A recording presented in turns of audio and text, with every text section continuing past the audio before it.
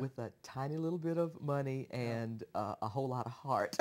Yeah, You got on the plane and went to New York. Yeah, it's $50 US in a suitcase. That's what I look around and I go, you know, I managed on $50 US in a suitcase. So, Wow.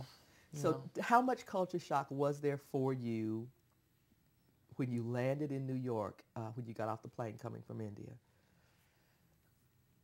So I'd never been on a plane overseas. I'd made one little flight in India once, but never been overseas. And I remember my first trip, my first memory is of a baggage claim. And I remember looking at this thing on the wall because I had one phone number of a friend over here who'd asked me to call.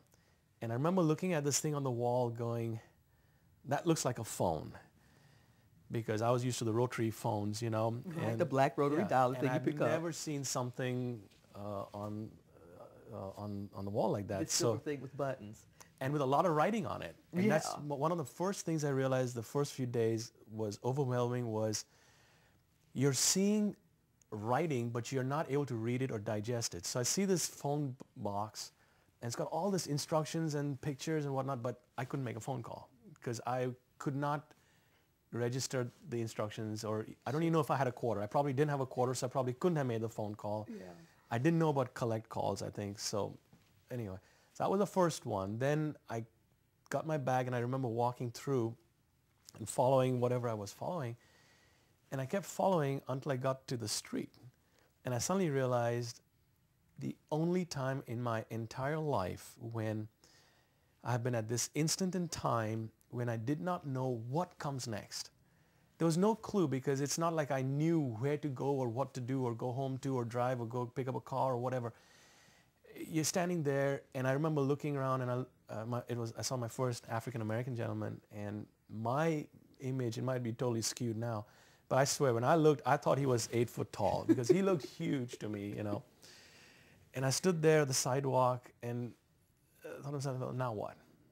Yeah. You know, I really, now what? So you're here, my flight had been delayed, so I missed my connection, and this was JFK. And you have no idea what to do? No, that's the only time, no idea what to do next. It's an amazing feeling because most times you go through life and you know what you're going to do next. Yeah, at least you have some semblance of direction. Yeah, something. You got some option.